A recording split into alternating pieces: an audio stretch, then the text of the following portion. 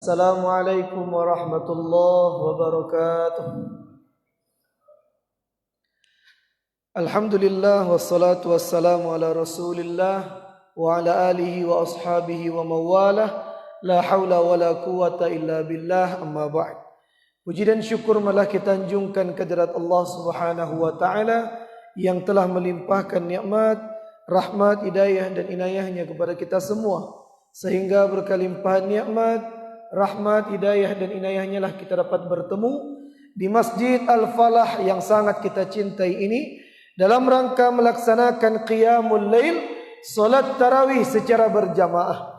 Kemudian salawat berangkaikan salam malah senantiasa kita doakan kepada Allah agar senantiasa dicurahkannya kepada junjungan umat Islam sedunia, yakninya Nabi besar Muhammad sallallahu alaihi wasallam, dengan mengucapkan Allahumma salli ala Muhammad wa ala ali Muhammad.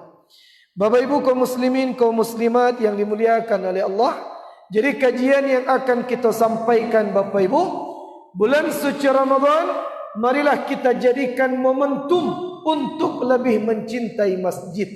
Bapak Ibu kaum muslimin, kaum muslimat, jamaah tarawih yang dimuliakan Allah Subhanahu wa taala.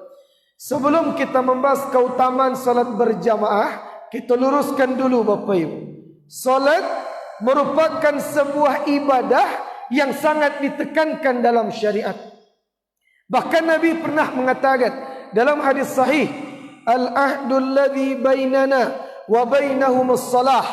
Jarak pembatas antara kita dengan orang musyrik, orang munafik, orang-orang kafir Bapak Ibu. Apa batasannya? Yaitu salat. Faman tarakaha faqad kafar. Siapa yang meninggalkan salat, maka sungguh dia telah kafir Bapak Ibu. Tapi ingat, kafir di sini bukan langsung keluar dari Islam dah.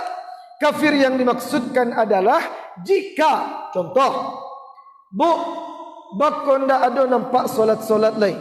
Ajaweknya Bapak Ibu. Oh ya Ustaz, ambo malih. Kalau sekedar malas, belum murtad keluar dari Islam, melainkan irtakabal kabair, melakukan salah satu dosa yang sangat besar. Kalau serupa itu kapan seseorang dikatakan murtad? Contoh, Pak, bako nak pernah nampak solat, bako nak pernah kamu saji, bako nak pernah pergi solat Jumat. Jawabnya Bapak Ibu, mana kita solat Ustaz? Solat kan tidak wajib. Kalau itu yang nyesebi, murtad keluar dari Islam. Nah, jadi ingat, apapun yang terjadi, dalam kondisi apapun, jangan pernah meninggalkan solat. Kini yang bertanya ke ibu, jawab Pak.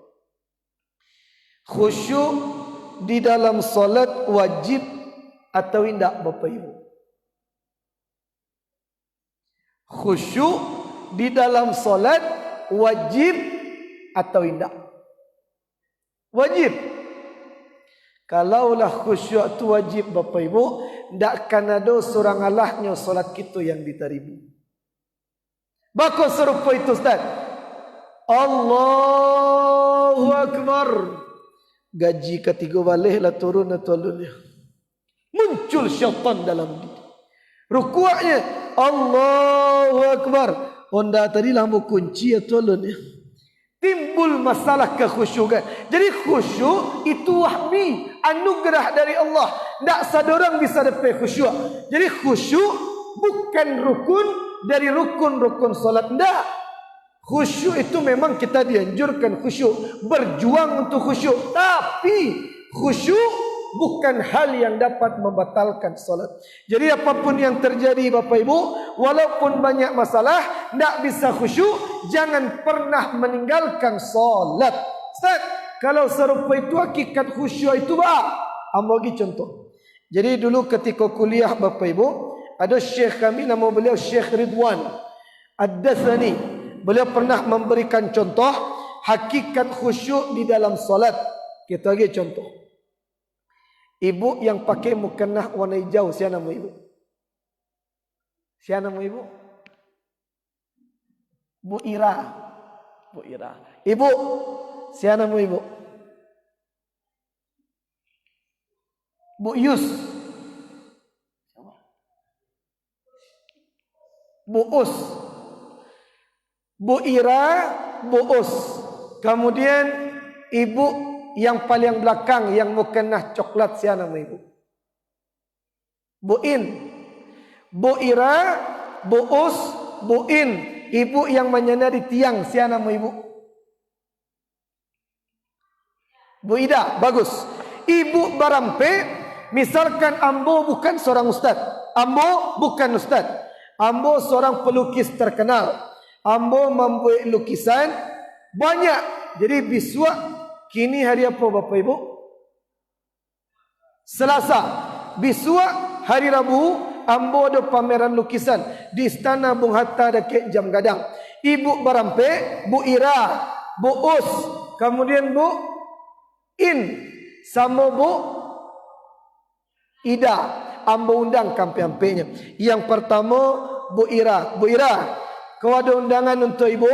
Tolong tiba besok jam 10 pagi di Istana Bung Hatta. Ada tu Ustaz, pameran lukisan ambo. Tolong ibu tiba.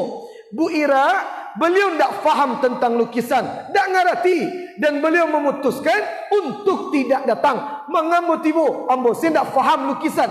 Bu Ira tidak faham dan tidak mau datang. Yang kedua Bu In, ya Bu, Bu Us. Bu Us beliau mau undang jo. Bu, tolong tiba besok. Jam berapa Ustaz? Jam 10. Bu Us sama jo Bu Ira. In tidak faham lukisan, tapi dia menghargai ambo, beliau datang. Kemudian Bu In, ya Bu In, Bu In ambo undang jo. Beliau seketik banyaknya faham dan memutuskan untuk datang. Yang terakhir Bu Ira, Bu Ida. Bu Ida bukan sekedar faham. Ketika beliau datang, mencelik lukisan ambo, faham beliau. Ambo panggil tak menyahut. Bu, Bu, Bu Ida, ya Ustaz. Saking fahamnya, saking khusyuk, dan beliau datang. Yang pertama Bu Ira, beliau faham atau tidak Bapak Ibu? Tidak. Tibu atau tidak? Tidak tibu. Yang kedua Bu Us, faham atau tidak? Tidak juga. Dan beliau memutuskan datang, menghormati ambo. Yang ketiga Ibu In, beliau faham atau tidak? Seketik banyaknya faham, dan beliau memutuskan datang. Yang terakhir Bu Ida. Bu Ida faham bana, dan beliau memutuskan datang. Kini ambo tanya, di antara ibu yang Barampe, yang paling rancak sifatnya siah? Di antara ibu Bu Ira, Bu In, Bu Us, Bu In, Bu Ida, yang paling rancak sifatnya siah? Bu Us atau Bu Ida? Bukan Bu Ida.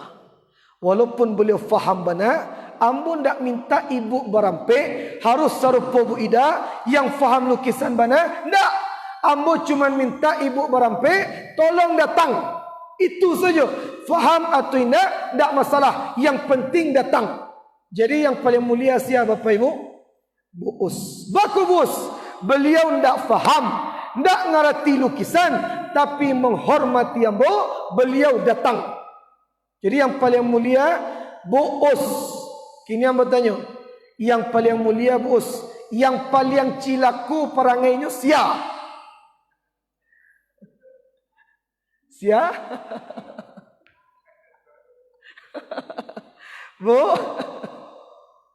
Bu Ira.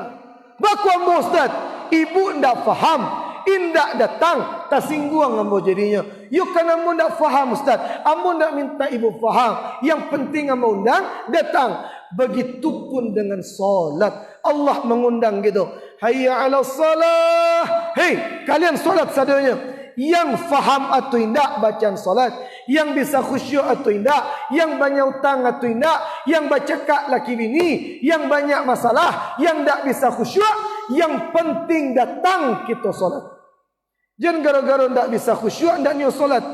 Jadi ingat Bu Ira, besok jangan diulang je balik. Jadi ingat, itu hakikat khusyuk. Makanya khusyuk itu bukan rukun solat.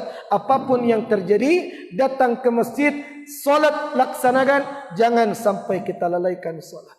Kemudian yang kedua, Bapak Ibu kaum muslimin, kaum muslimat yang dimuliakan Allah. Ustaz, kalau solat wajib, solat berjamaah jadi ingat Bapak Ibu, Nabi diutus ke muka bumi dengan 3 tahapan tarbiyatun Nabi. Cara pendidikan yang dilakukan Nabi ada 3 Bapak Ibu.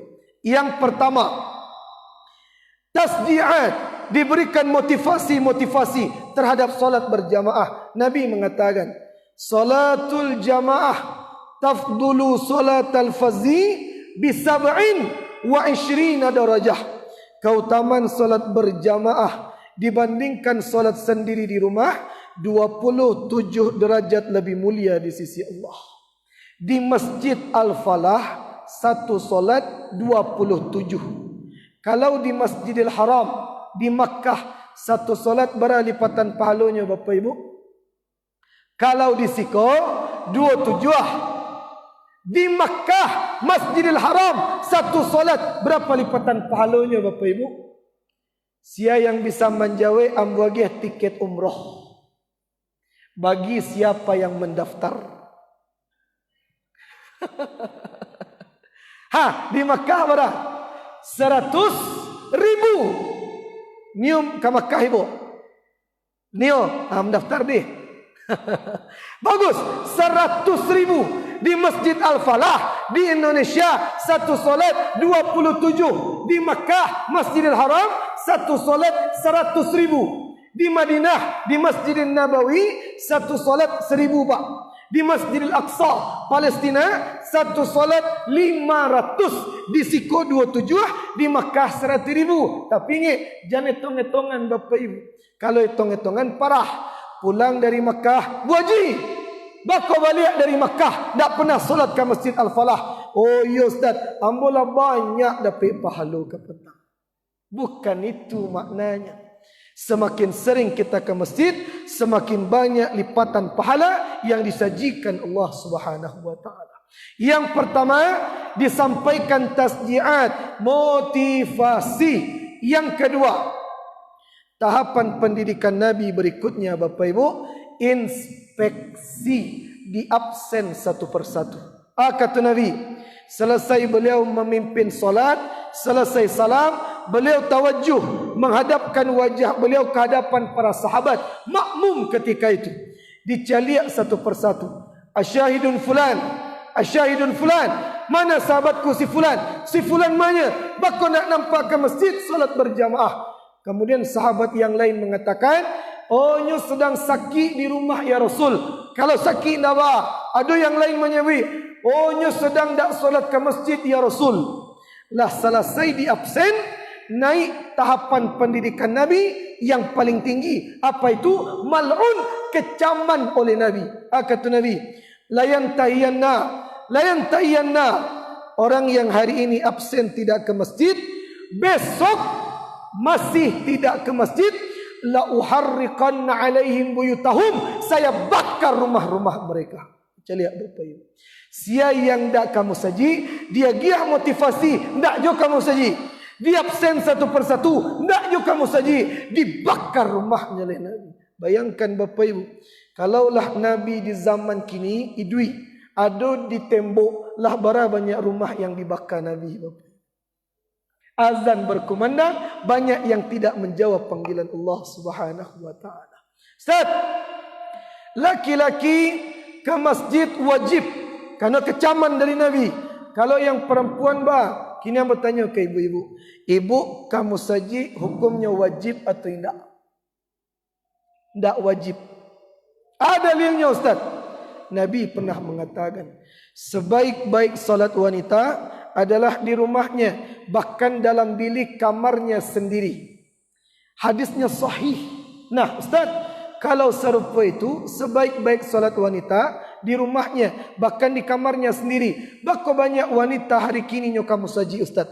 Kan ingat Bapak Ibu, ada ulama yang mengkaji asbabul lurut, sebabnya hadis ini diucapkan oleh Nabi. Ternyata dulu di zaman Nabi ada wanita ke masjid dipukul, diperkosa, ditendang, disingkapkan hijabnya. Makanya Nabi mengatakan, hei para wanita, tidak usah kamu saji, solat saja di rumah.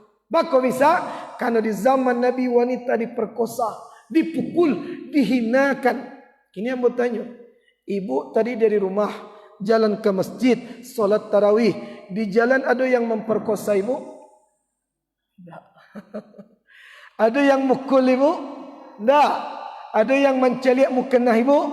Tidak. Aman? Datang ke masjid dengan syarat biizni zaujiha, atas dasar izin dari suaminya. Jadi ingat Bapak Ibu, apapun yang terjadi jangan tinggalkan masjid. Satu. Yang kedua, keutamaan berikutnya dari solat berjamaah. Dalam hadis sahih Nabi pernah mengatakan, sab'atun yudhilluhumullahu yawma la dhilla illa dhilluh. Terdapat 7 golongan yang Allah berikan naungan ketika tidak ada naungan yang lain. Ustaz, langit kama infatarat, terbelah. Langit kama Ustaz hancur. Matahari kuwirat, digulung oleh Allah. Lawi kama Ustaz fujirat, dikeluarkan isinya. Tidak ada perlindungan yang lain selain perlindungan Allah. Untuk siapa? 7 golongan. Siapa salah satunya Bapak Ibu? Rajulun qalbuhu mu'allaqun fil masajid. Adalah orang yang hatinya terikat dengan masjid. Ketika azan berkumandang, dia tinggalkan dunianya.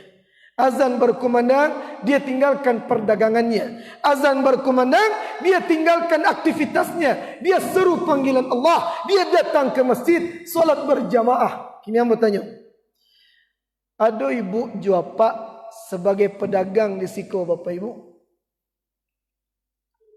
Tidak ada. Oleh, anggap sajalah ibu sadonyo, apa sadonyo, termasuk ambo. Kita sadonyo pedagang. Sado kita di masjid ko pedagang. Misal, yang kita jual Ustaz, pakaian. Kita ngaji sampai jam berapa Ustaz? Sampai selesai. Kita lanjutkan. Kita menjual pakaian di mana Ustaz? Di Pasateh, dekat Masjid Raya. Kemudian kita menjual pakaian dari pagi sampai sore. Kita duduk di kedai menunggu orang yang akan membeli dagangan kita. Jam 2 balik siang, ada orang yang tiba ke kedai awak menawar dagangan kita. Pak, Bu, tolong caliak baju yang paling pojok kanan. Tolong turunkan. Kemudian kita ambil kayu, kita turunkan baju tadi, dicaliak orang yang akan membeli. Oh, rancak bahannya. Kau berharganya kau Pak? Kalau beli cie 300.000. Kalau beli lebih dari salusin, dapat 250.000, diskon 50.000 setiap helainya. Kemudian kita tanya, ibu kan memborong bara buah? Keciknya Bapak Ibu, ambo kan membeli ampe lusin. Kalau ampe lusin barahalai Bapak Ibu? Ampe puluh 8. Banyak atau sedikit? Banyak. Keuntungan yang kita dapatkan jutaan rupiah. Kita senangnya luar biasa. Dagangan kita laku, pitih banyak di hadapan kita. Ketika akad sedang terjadi, jual beli sedang dilaksanakan, kemudian orang yang kam membeli sedang metong-metong pitih jutaan rupiah. Kemudian kita sedang menyiapkan pakaian yang kanya beli. Tiba-tiba azan berkumandang. Allahu Akbar, Allahu Akbar. Azan berkumandang. Ma yang kita lakukan? Selesaikan jual beli atau pai kamu saji?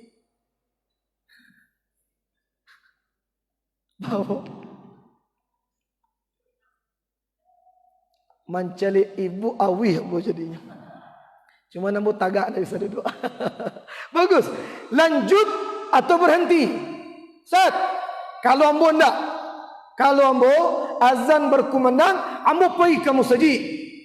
Baduto ibu. Payah. Ambo saja mungkin lanjutkan jual beli. Tandanya Ustaz, iman kita lemah. Kadang kita dusta Bapak Ibu. Kita selalu mengucapkan, Qul huwallahu ahad. Allah itu esa. Allahu la ilaha illa huwa. Tiada Tuhan selain Allah. Allah satu-satunya. Tidak ada yang lain. Tapi ketika azan berkumandang, kita lanjutkan dunia, kita tinggalkan panggilan Allah. Bukan Allah yang esa, maka dunia yang esa di hati kita. Jadi ingat Bapak Ibu, kuatkan iman kita. Azan berkumandang, tinggalkan seluruh aktivitas kita. Ustaz, siapa yang bisa serupa itu? Aduh Bapak Ibu, siapa orangnya? Orang Arab. Jadi dulu ketika kuliah Bapak Ibu, ada ambo membawa adik-adik mahasiswa baru dari Indonesia, kemudian dari Malaysia. Ambo bawa sadanya pai bali jubah, beli gamis di pasar yang paling gadang di Yaman situ. Kemudian ketika sampai di sebuah toko gamis yang paling lengkap, ambo bawa adik-adik mahasiswa baru. Silakan, carilah mana yang kalian suka.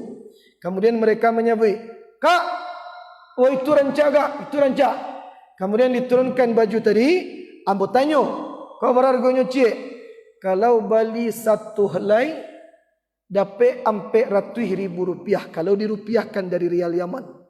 Kalau bali banyak, lebih dari 10 habbat, 10 buah, dapat 300.000. Karena gamis dafah, gamis termahal, yang paling rancak di Arab. Kemudian, sepakat jual beli, pitih sedang dikumpulkan. Kemudian pemilik toko sedang mengumpulkan baju-baju yang kadi bali. Tiba-tiba azan asar berkumandang. Kalau di Arab, setiap mal, lantai 1, lantai 2, lantai 3, itu disediakan toa, speaker. Jadi kalau di luar azan, dalam masjid, dalam mal tadi, terdengar panggilan azan. Allahu Akbar, Allahu Akbar. Kecik pemilik toko ke kami Bapak Ibu, Khalas ya syabab, itla'u lal masjid, addu solah, al-bab sayughaffal. Sudah sadanya, pergi ke masjid, pintu ka ditutui, kerjakan solat berjamaah. Al-bai'u indal adani haram, jual beli ketika azan haram. Saya lihat Bapak Ibu. Kemudian nama tanya, "Pak, kusban tali selesai Pak?" Jawabnya Bapak Ibu, "Lau za haqqi wa rizqi minallah bata'tunahuna ba'dain ba'das salah." Kalau ikut rezeki dari Allah untuk ambo, kalian tiba beko kamaria habis solat asar. Jadi lihat Bapak Ibu, yang bisa serupa itu ambo lagi HP ambo. Tidak ada yang bisa. Talok gitu, sedang di kedai, yang tiba banyak, yang membeli banyak, azan berkumandang. Lah, pai-pai sadonyo lain. Ada enggak yang talok? Enggak ada. Itu yang membedakan Bapak Ibu, keimanan yang tinggi dan keimanan yang standar biasa saja. Jadi ingat Bapak Ibu, itulah keutamaan yang kedua dari solat berjamaah. Terakhir, yang ketiga Bapak Ibu, keutamaan berjamaah berikutnya adalah Nabi mengatakan, "Hal adullukum ala amalin." Maukah kalian saya tunjukkan, kata Nabi, satu buah amalan, yamhullahu bihil khataya wa yarfa'u bihid darajah. Dengan satu amalan tersebut, Allah hapuskan dosa-dosa kita dan Allah angkat derajat kita. Kemudian sahabat bertanya, "Apa satu amalan tersebut ya Rasul?" Nabi menjawab Bapak Ibu, kata Nabi, "Kasratul khuta ilal masjid." Memperbanyak langkah menuju masjid. Semakin jauh jarak langkah kita ke masjid, semakin jauh jarak antara rumah kita dengan masjid, semakin banyak dosa-dosa yang diampuni, semakin banyak derajat kita yang diangkat oleh Allah. Nah, kadang kita heran Bapak Ibu, termasuk ambo. Kadang banyak di antara kita yang lebih patuh ke iklan dibandingkan ke Tuhan. Ke iklan patuhnya, ketika ke Tuhan tidak patuh. Contohnya Ustaz, dulu 10 tahun yang lalu lebih kurang Bapak Ibu, ada iklan yang diulang-ulang di TV. Iklannya, rutinkan berjalan 1000 langkah setiap hari, maka Anda akan terhindar dari osteoporosis. Iklannya kan rami dulu di TV. Berjalanlah 1000 langkah setiap hari, Anda akan terhindar dari osteoporosis. Kalau iklan kau Bapak Ibu, rami orang jalan di lapangan kantin. Baku rami, takwi kani osteoporosis. Iklan yang menyebut jalannya. ketika 14 abad yang lalu Nabi sudah jauh-jauh hari 14 abad yang lalu mengatakan 1400 abad yang lalu kata Nabi, banyak langkah ke masjid bukan hanya sehat tapi dosa kita diampuni dan derajat kita diangkat oleh Allah. Jadi ingat Bapak Ibu, banyak langkah ke masjid menghapuskan dosa-dosa kita. Jadi ibu juapak yang tinggal di tembok, besok pagi solat kabaso Bapak Ibu. Itulah kajian kita, mudah-mudahan bermanfaat. Hadanallahu wa iyyakum ajmain. Assalamualaikum warahmatullahi wabarakatuh.